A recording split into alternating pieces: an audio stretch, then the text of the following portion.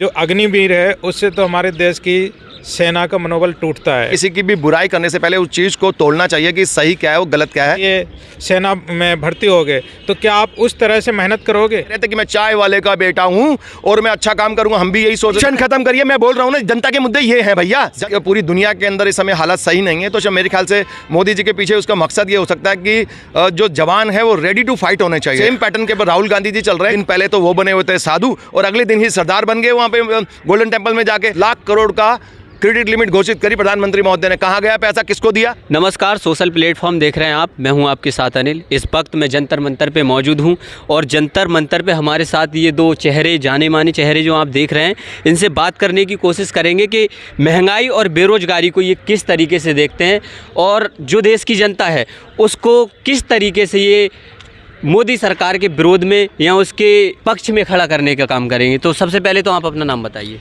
मेरा नाम रिची लुथारिया है। मैं सोशल एक्टिविस्ट हूँ। जो इंडिया अगेंस्ट करप्शन और दामनी मूवमेंट और निर्भया मूवमेंट हमने किया था यहाँ पे काफ़ी और बहुत सारे मुद्दों पे हम लड़ते। आपका क्या नाम है? मेरा नाम सौरभ है और मेरा खुद का संगठन है, डोपा संगठन है और गुड़गांव से बिलोंग करते हैं हम। महंगाई और बेरोजगार जो देश का सबसे प्रमुख मुद्दा है, इसके लिए मैं यही कहना चाहूँगा, सरकार से निवेदन पत्र भी भेजे हैं कि जो मिडिल क्लास के लोग हैं उनके लिए सरकार ने क्या किया। जो प्राइवेट मिडिल एम्प्लॉई है जिनकी सैलरी 10,000 से 30,000 है, उनकी संख्या लगभग 6 करोड़ के आसपास है। उनकी 8 साल में क्या आमदनी बढ़ाई गई, क्या उनका जो मिनिमम वेज रेट है क्या बढ़ाया गया? आप यहाँ दिल्ली से थोड़ी ही दूर जाओगे, नोएडा, वहाँ पर 8,000 8,500 मिनिमम वेज रेट है। क्या 8,500 में एक गरीब परिवार का भरण पोषण हो जाएगा? इस शहर वाली सिटी में, वही गुड़गांव में देखो 10,000 के आसपास मिनिमम वेज है।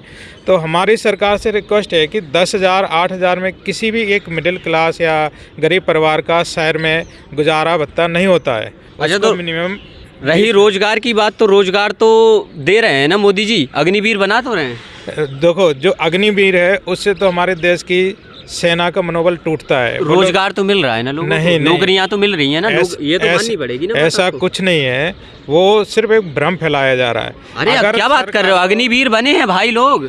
अग्निवीर है, सरकार की योजना है, लेकिन उस योजना से हमारे देश का जो युवा है उसमें जो भावना होती थी कि हमें फौज में जाना है, 15 साल 17 साल नौकरी करना है और देश के लिए जो भावना और त्याग होता था, वो अब 4 साल के लिए कौन सोचेगा?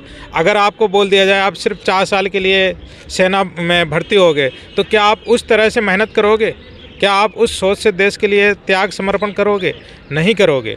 जो देश के लिए त्याग समर्पण 15 साल ये तो आप इल्ज़ाम लगा रहे हैं हमारे देश के फौजियों पर।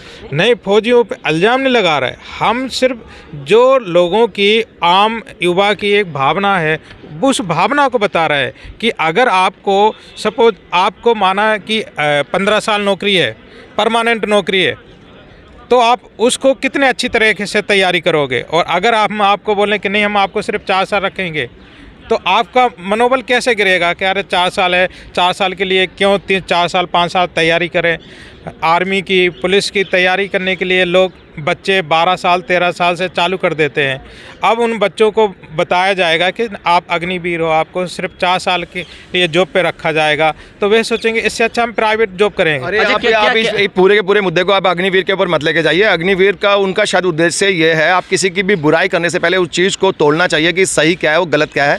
अग्निवीर जो जहाँ है वो ये चाहते हैं, मेरे ख्याल से उनका उद्देश्य ये है कि भारत के अंदर जो सेना में लोग जवान रहे, और जब फाइट की, जब जिस हिसाब से पूरा देश घिरा पड़ा है चारों तरफ से दुश्मनों से और युद्ध जैसी हालात हो रही है, चाइना के साथ भी, पाकिस्तान के साथ भी, और बाकी बहुत ज़्यादा तनाव है विश्व के अंदर, पूरी दुनिया के अंदर। वो यूक्रेन और उसका भी वार चल रहा है, कभी भी कुछ भी हो सकता है पूरी दुनिया के अंदर। ताइवान और चाइना का भी पंगा चल रहा है। तो पूरे देश, पूरी दुनिया के अंदर इस समय हालात सही नहीं है, तो मेरे ख्याल से मोदी जी के पीछे उसका मकसद ये हो सकता है कि जो जवान है वो रेडी टू फाइट होने चाहिए। जब फाइटिंग स्पिरिट नहीं है बंदे के अंदर, अगर बुढ़े होके भी आप सेना में बैठे हुए हो तो लड़ाई कहाँ कर पाओगे आप? तो मेरे ख्याल से उन पर्टिकुलर वर्ग की एक कैपेसिटी बढ़ाने के लिए शायद ये आइडिया होगा। वो ये नहीं चाहते कि पूरे के पूरे सेना में सारे लोग ही अग्निवीर हो, ये नहीं है ऐसा। मेरे ख्याल से आप कंफ्यूज हो रहे हैं उसके लिए। अच्छा, मोदी गवर्नमेंट में लोगों को रोजगार मिल रहा है या नहीं मिल रहा है? रोजगार का तो ये हालत है कि आज की डेट पे जो मिडिल क्लास का महंगाई इतनी ज़्यादा हो रही है, इतने हाई लेवल पे रेट पहुंच रहे हैं। अड्डानी अंबानी की सरकार चल रही है, मोदी जी की सरकार कहाँ चल रही है? यहाँ तो सब चीज़ के रेट बढ़े हुए हैं। जब आम आदमी जब खाना भी नहीं खा पा रहा है 3 वक्त का, तो वो आप सोच लीजिए कि मिडिल क्लास भी लोअर पॉवर्टी लाइन से नीचे आ चुका है। इतनी ज़्यादा हाहाकार मचा हुआ है कि लोगों के पास खाने के भी पैसे नहीं है, बाकी तो व्यवस्थाएं बात की बात है। महंगाई है, बेरोजगारी है, काम नहीं है लोगों के पास। जब काम धंधा ही नहीं है, लोगों पूरा चौपट हुआ पड़ा है। करप्शन है, इसके ऊपर इतना भारी करप्शन है, कोई बोलने के लिए तैयार नहीं है कि आगे सिर्फ जनता को धर्म और देशभक्ति की आड़ में ध्यान भटकाने की टैक्टिक्स चल रही है सभी पार्टियों की। आप देख लीजिए, बीजेपी को देख लो, कांग्रेस को देख लो, राहुल गांधी को देख लो। मोदी जी कभी साधु बन जाते हैं, कभी सरदार बन जाते हैं, कभी कुछ बन जाते हैं। सेम पैटर्न के राहुल गांधी जी चल रहे हैं। कल परसों वो टीका लगा के और एक रुद्राक्ष की माला पहन के, लाल रंग का चोला पहन के, वो एक दिन पहले तो वो बने हुए थे साधु और अगले दिन ही सरदार बन गए वहाँ पे गोल्डन टेम्पल में जाके। मतलब सेम पैटर्न पे चल रहे हैं। और वो जो केजरीवाल जी है, वो मफलर लपेट लेते हैं, खांसी हो जाती है, जुकाम हो जाती है और इलेक्शन खत्म और खांसी खत्म। तो इनके पास ऐसी ऐसी औषधियाँ हैं और इतने महान है ये बहुरूपिया।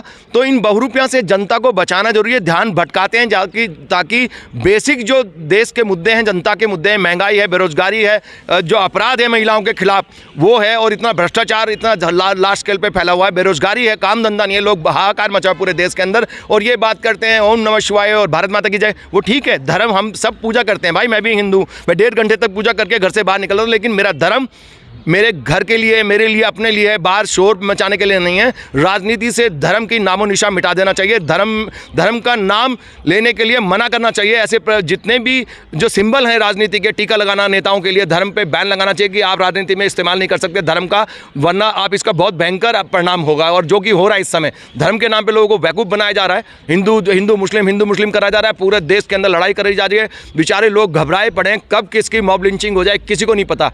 हिंदू को मुसलमान से लड़ाया जा रहा है, मुसलमान को हिंदू से लड़ाया जा रहा है। जब देश की यात्रा करते हैं राहुल गांधी तो कहते हैं कि भैया भारत तो पहले ही जुड़ा हुआ है, मेरे को यह यात्रा करने की जरूरत नहीं। तो फिर जब जरूरत नहीं है तो फिर क्यों कर रहे हैं आप भी भ्रष्ट हैं। सारी की सारी कांग्रेस पार्टी भ्रष्ट है। अभी 2012 में ही हमने इंडिया अगेंस्ट करप्शन के थ्रू उनकी सत्ता हटाई थी, 2012-13 के अंदर, और अब फिर दोबारा से। तो अब मोदी को आपने स्थापित किए, आप ये मानते हैं? स्थापित तो क्या होता है, कोई ना कोई अपॉर्चुनिस्ट बंदा होता है ना, कि लड़ाई हो रही है, कोई किसी वजह से कोई सत्ता परिवर्तन हो जाता है तो वो उसका फायदा उठा के सत्ता में आ जाता है। मोदी जी तब कह रहे थे कि मैं चाय वाले का बेटा हूं और मैं अच्छा काम करूंगा। हम भी यही सोच रहे थे आम जनता की तरह कि चाय वाले का बेटा है, गरीब आदमी है, शायद देश का भला करेगा, गरीबों का भला करेगा। लेकिन क्या भला कर रहा है आपको पता है? आज जब देश के अंदर ज़्यादातर पॉपुलेशन रोटी खाना, चावल दाल तेल कुछ नहीं मिल रहा है जनता को, और वो अड्डानी अंबानी कहाँ पहुँच गए आप देखिए ना। 2015 के अंदर, ये आप डाटा देख लीजिए, गूगल के अंदर सर्च कर सकते हैं, मैं कोई भी बात बिगड़ तथ्य के नहीं बोलता हूं। जो अड्डानी अंबानी जो 2015 में सिर्फ 40 करोड़ का आदमी था, आज 10 लाख करोड़ का आदमी बन गया। वो विश्व के अंदर दूसरे नंबर पे पहुंच रहा है।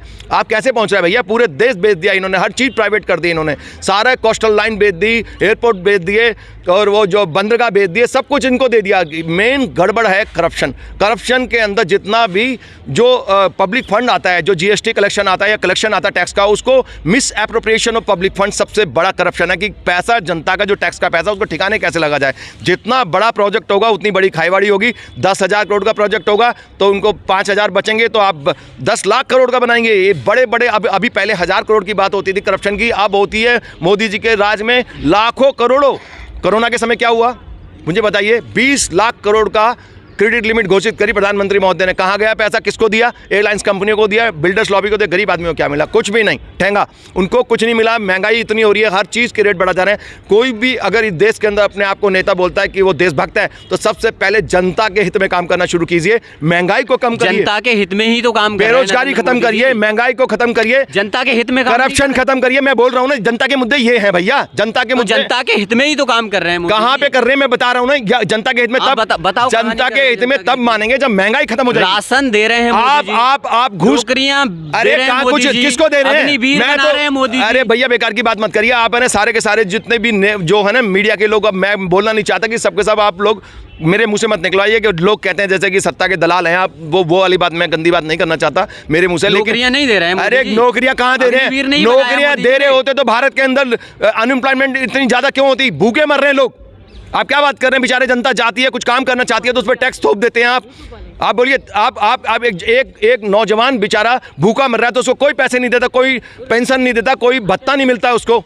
किसी भी जनता को अनएम्प्लॉयमेंट भत्ता मिलता है, नहीं मिलता। लेकिन जब वो अपनी मेहनत से पैसे लेके उधार कहीं से काम करना शुरू करेगा, उस पर 48.5% टैक्स लगा देंगे। आप क्यों लगा देंगे? किस बाप का माल है? हम हिंदुस्तान को ऐसा स्टेट बनाना चाहते हैं जो कि हमारी पार्टी अगर फ्यूचर में कभी इलेक्शन लड़ेगी तो हम इस हिंदुस्तान को टैक्स फ्री इंडिया बनाएंगे, जिससे कि जनता पे कम से कम लोड पड़े। या तो बहुत कम टैक्स हो या फिर ना हो टैक्स, जिससे कि आम जनता बराबरी कर पाए, इन बड़े बड़े इंडस्ट्रीज के सामने आ पाए, बिजनेस कर पाए। जब बिजनेस ही नहीं कर पाएंगे लोग, गरीब लोग बेचारा गरीब ही रहेगा और अमीर अड्डानी अंबानी अमीर ही अमीर बनते जाएंगे। अभी आएंगे आपके क्या लगता है, आपके क्या लगता है कि